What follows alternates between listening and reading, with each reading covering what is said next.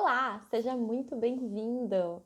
Meu nome é Camila Castelo, eu sou nutricionista com foco comportamental e esse aqui é o curso Despertar para uma Vida Mais Saudável. Esse curso ele faz parte da programação cultural do Centro Max Pfeffer. Esta é a nossa sexta videoaula. Nós já conversamos na primeira aula sobre o que é saúde e alimentação saudável. Na segunda aula, nós conversamos sobre os nutrientes presentes nos alimentos e quais são as funções deles para o nosso corpo. Na terceira aula, nós falamos sobre os 10 passos da alimentação saudável e também conversamos um pouquinho mais sobre a importância de tomar água adequadamente. Já na quarta aula, nós falamos sobre o planejamento das refeições ao longo do dia, como fazer com que as nossas 24 horas ficassem equilibradas. E na nossa quinta aula, nós falamos sobre como fazer o planejamento acontecer durante a semana. E nessa aula, eu vou te ensinar como ler adequadamente os rótulos dos produtos industrializados. Nas últimas décadas, houve uma grande industrialização dos alimentos. E isso aconteceu porque nós começamos a ter a necessidade de alimentos mais práticos, principalmente depois da chegada das mulheres no mercado de trabalho, em que menos pessoas ficavam em casa disponíveis para cozinhar. Além disso, também houve a necessidade de termos alimentos com um prazo de validade maior. Entretanto, apesar desses alimentos terem facilitado muito a nossa vida, nem sempre eles são sinônimos de qualidade para a nossa saúde. E essa é a importância primordial de aprender a ler os rótulos. Porque sim, tem muitos alimentos na prateleira do mercado que são bons, que têm uma qualidade nutricional bacana, que são naturais na medida do possível. Entretanto, existem outros alimentos que têm uma quantidade inadequada de açúcares, gorduras, de sódio, aditivos químicos em excesso. E é importante a gente saber escolher no mercado quais são as opções mais adequadas para a minha realidade e para as minhas necessidades. E quando nós pegamos qualquer rótulo no mercado, a primeira informação que você deve ler é a validade. Eu sei, falando assim parece um pouco bobo, mas você acredita que apenas 1/4 da população brasileira lê os rótulos? Eu sei que ouvir isso pode soar um pouco óbvio, mas é importante reforçar essa informação porque uma pesquisa feita pela Fiesp mostrou que apenas 1/4 das pessoas, dos brasileiros, leem os rótulos. E desse 1/4, só 70% olha a validade. Esses outros 30% que leem o rótulo não olham para essa informação. E essa informação é fundamental para a gente consumir esse alimento. É muito importante saber se esse alimento está vencido ou se ele está apropriado para o consumo. E eu digo mais, a validade ela deve ser um fator de escolha quando você está no supermercado. Porque às vezes o produto ali está numa promoção ou algo do tipo, só que ele está com um vencimento muito próximo e você e a sua família não vão conseguir consumi-lo a tempo. Então é muito importante dar atenção devida a essa informação, principalmente na hora de fazer a sua compra do mercado. Isso impede que você compre um alimento e passe 2, 3 dias e ele esteja estragado quando você vai consumir. Outra informação que também eu considero muito relevante e muitas vezes a gente ignora é as informações sobre o saque, o nome da empresa, a localização da empresa. Esse tipo de informação é muito valioso quando você tem algum tipo de problema com esse produto. Todas as empresas elas têm um saque, uma equipe especializada em tirar as suas dúvidas, em solucionar possíveis problemas que você tenha com esses alimentos. Então, se você comprou um sorvete e ele está separado as fases, ele não está com a mesma consistência de sempre, você pode ligar para esse número. Se você comprou um pão e ele vem embolorado, ligue para esse número. Se você comprou alguma coisa que seja em lata, a lata veio amassada, furada ou com algum defeito, ligue para esse número. Se você tiver qualquer dúvida relacionada ao produto, você também pode entrar em contato com as empresas. O próximo tópico que eu acho bastante relevante que você mantenha a sua atenção na hora de escolher os produtos no mercado é o tamanho da porção. A porção é a quantidade de alimento que os fabricantes utilizaram para fazer aquela informação nutricional, aquela tabelinha que vai na parte de trás do rótulo. E normalmente a porção é um bom norte sobre qual é a quantidade adequada de produto que eu deveria consumir. E aqui o ponto de atenção é que nem sempre a porção é o mesmo que o tamanho inteiro da embalagem. E eu gosto de reforçar essa informação Porque é muito importante que a gente compre pacotes que sejam de tamanhos compatíveis com a nossa família ou com as pessoas que vão consumir aquele alimento. Porque quando a gente compra pacotes maiores, a gente tende a comer esse pacote inteiro porque a gente não quer que estrague. E é aqui que a gente às vezes cai naquela pegadinha do valor. Então é importante fazer essa reflexão se realmente vale a pena ou se vai ser só um alimento que eu vou comer a mais do que eu preciso ou do que eu quero só porque ele está ali disponível. O próximo tópico fundamental na hora de comprar um produto industrializado é ler a lista de ingredientes. Ela fica na parte de trás do rótulo, escrito com umas letrinhas bem miudinhas. E ela é uma informação muito legal porque nela está descrito todos os ingredientes que compõem esse produto. E esses ingredientes, eles não são listados de uma maneira qualquer, eles estão em ordem decrescente.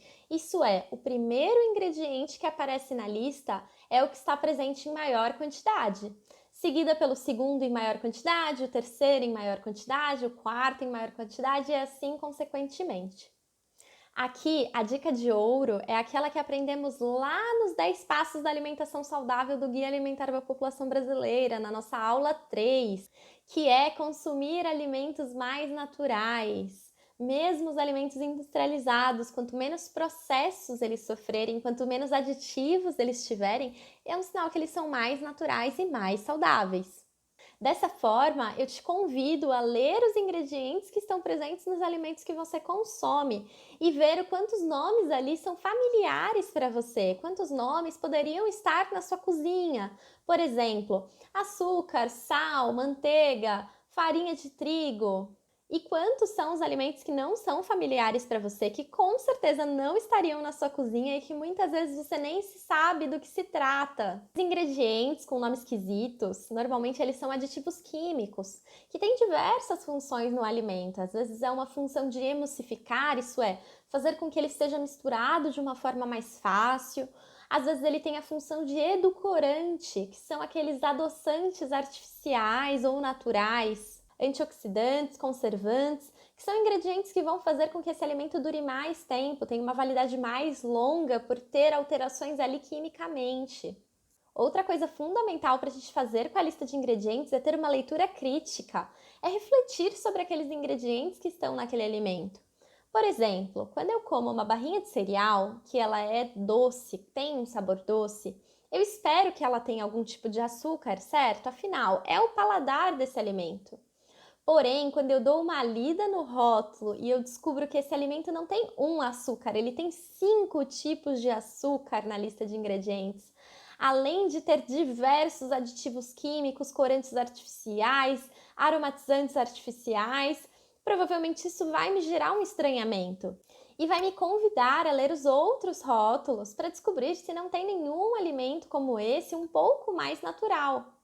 E para dar esse exemplo para vocês, eu coloquei aqui uma lista de ingredientes de uma famosa marca de barrinhas de cereal. Essa aqui ela é sabor morango com chocolate. E eu quero que vocês observem que nela há a presença de 5 açúcares.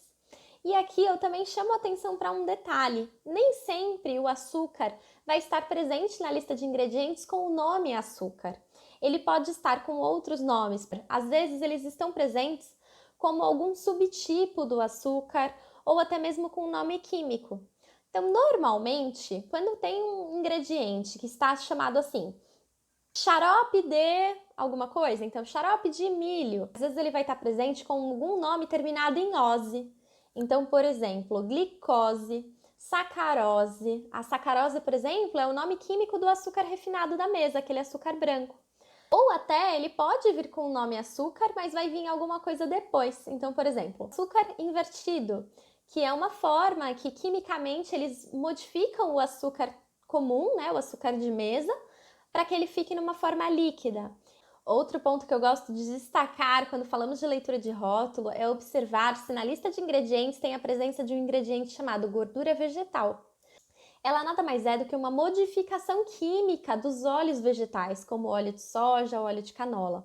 Só que quando eles fazem essa modificação química, ela se transforma em gordura trans. Outra informação bastante relevante, principalmente para as pessoas que são alérgicas ou têm um filho ou conhecido alérgico, é olhar a lista de alergênicos. Ela vem imediatamente após a lista de ingredientes. Lá está escrito assim: o primeiro tópico costuma ser quanto ao glúten. Sempre está escrito se contém ou não glúten. Mas afinal, o que é esse tal glúten? Esse componente bastante conhecido e bastante falado, né? Muita gente faz dieta sem glúten para emagrecer. É, ela é, na verdade, uma proteína vindo de alguns cereais, principalmente o trigo. E algumas pessoas têm uma doença chamada doença celíaca. Tá? Ela causa uma inflamação bem grave no intestino quando é consumido alimentos que têm glúten. Para todo o resto da população que não tem doença celíaca, o glúten é inofensivo e ele não tem ligação direta com o emagrecimento. O que acontece é que quando as pessoas fazem essas dietas sem glúten querendo emagrecer, elas emagrecem não porque elas cortaram o glúten, e sim porque elas não estão mais consumindo pão, bolos e doces, que são alimentos que costumam ser feitos com farinha de trigo. Além disso, na lista de alergênicos também há a informação se esse produto tem traços de soja, de castanha, de peixes, crustáceos, que são informações fundamentais para as pessoas que têm alergia ao contato com esses alimentos. Outra coisa também legal da gente destacar aqui é sobre a lactose. Muitos alimentos vêm escritos assim: este produto não contém lactose. E o que isso significa? A lactose, ela é o açúcar naturalmente presente no leite e nos derivados lácteos. Existem pessoas que, como eu, inclusive, são intolerantes à lactose. E o que isso significa? Significa que o nosso corpo, depois de alguns anos, ele vai tendo um defeito de fabricação nas enzimas, né? Que fazem a digestão desse tipo de açúcar. E as bactérias que estão presentes no nosso intestino fazem isso. Só que quando elas comem a lactose, elas produzem muitos gases. Então essa pessoa frequentemente tem dores abdominais, gases em excesso, diarreia quando consomem leite. Então, de novo, para as pessoas que têm esse desconforto e foram diagnosticadas com essa intolerância, é benefício consumir produtos zero lactose. Para todo o resto da população, esse componente também é inofensivo. Então, pode consumir os produtos lácteos na sua versão natural, que eles costumam ser um pouquinho mais baratos e você não tem a necessidade de consumir esse produto específico. Eu também gosto de aconselhar que vocês deem uma olhada nos rótulos que vocês consomem e observem se ele tem um T dentro de um triângulo, por exemplo, como esse aqui. Esse T, ele simboliza que esse alimento tem produtos transgênicos. Isso significa que ali tem ingredientes que foram geneticamente modificados em laboratório. E há uma certa discussão se esse tipo de ingrediente causa prejuízos à saúde. É discutível a presença deles e o aumento de alergias, ou o aumento de infertilidade, aumento da presença de agrotóxicos. Então é importante ficar atento se os produtos que a gente consome são transgênicos e, se possível, dar preferência para as opções que não são. Outro termo também relacionado com essa questão agrícola é a terminologia orgânico. Os produtos orgânicos, eles são mais saudáveis porque eles são produzidos de uma maneira mais sustentável, sem o uso de agrotóxicos, de aditivos químicos, de fertilizantes artificiais. Eles costumam trazer benefícios à nossa saúde por não terem compostos químicos ali, também costumam ser um pouco mais saborosos, além de favorecerem a agricultura local. Para a gente reconhecer se esse alimento é um produto orgânico, a gente pode procurar por esse selo. Agora, entrando um pouquinho na tabela nutricional, que fica na parte de trás dos rótulos. Eu vou colocar uma aqui para vocês irem acompanhando à medida que eu falo, tudo bem? Novamente, a primeira coisa que a gente deve observar na tabela é a porção. Ela é um referencial para a quantidade adequada a ser consumida daquele alimento, e também as informações nutricionais que estão ali, elas refletem a porção e não a embalagem toda. Se a gente quiser saber as calorias, quantas gramas de carboidrato tem naquela embalagem toda, a gente precisa fazer uma continha e uma regrinha de 3. Seguida da porção, a primeira linha é o valor energético. Ali ele me fala quantas calorias, quanto de energia esse alimento naquela porção me dá. Depois disso, vem a linha dos carboidratos, que alguns fabricantes declaram por vontade própria, porque não é algo obrigatório. Eles declaram também uma linha escrita açúcares. Depois disso está a linha das proteínas, seguida por gorduras totais e as frações dessas gorduras. Os produtos são obrigados a declarar a linha de gordura saturada, que é um tipo de gordura majoritariamente presente nos alimentos de origem animal, como por exemplo a manteiga, e é uma gordura que em excesso pode nos trazer problemas cardiovasculares. Em seguida está a linha da gordura trans, que é aquela gordura que eu contei para vocês que eles modificam o óleo vegetal para transformar ele em gordura, né, com uma textura pastosa. E esse processo causa esse tipo de gordura que não é nada benéfico ao nosso corpo. Não é recomendado que a gente consuma 2 gramas por dia desse tipo de gordura. Só que o problema aqui é que a Anvisa permite que, se o produto contenha até 0,5 gramas de gordura trans na porção, o fabricante pode arredondar esse número para 0. E é por isso que nós devemos ter atenção à lista de ingredientes para observar se ela contém gordura vegetal ou gordura vegetal hidrogenada. E a próxima linha são as fibras alimentares. Esses nutrientes têm uma importância fundamental para o funcionamento do nosso intestino. Além disso, elas também têm o poder de fazer com que o açúcar dos alimentos seja digerido de uma maneira um pouco mais lenta, assim como reduzir a absorção de colesterol no nosso intestino. E a última linha obrigatória na tabela nutricional é o sódio, que nada mais é do que o composto do sal. E do lado da declaração de quantas gramas ou quantas calorias tem nesse alimento, existe uma coluna que se chama percentual do VD. VD aqui significa valor diário. E para fazer essa equivalência em percentual, a Anvisa considera uma dieta de 2.000 calorias, que seria uma dieta aí padrão para a maior parte da população. E a partir desse percentual de um valor diário equilibrado para uma dieta de 2.000 calorias, a gente consegue ter uma referência se esse alimento tem muito ou pouco de algum nutriente. Então, por exemplo, se eu pego um pacote de salgadinhos em que o percentual de sódio dele é 20%, significa que 5 porções daquele salgadinho eu já estou extrapolando a quantidade de sal que eu deveria consumir no meu dia inteiro. A mesma coisa para calorias, por exemplo. Se eu vou num fast food em que o hambúrguer que eu estou consumindo tem 40% do meu valor diário de calorias, isso significa que aquele hambúrguer tem quase metade do que eu deveria consumir em um dia inteiro. E assim, com esse referencial de percentual, a gente consegue fazer escolhas melhores na nossa alimentação. E por último, eu gostaria de desmistificar com vocês os produtos light ou diet. O produto que chama light, ele significa que ele teve 25% ou mais de redução em um nutriente específico, que pode ser carboidratos, calorias, açúcares, gorduras.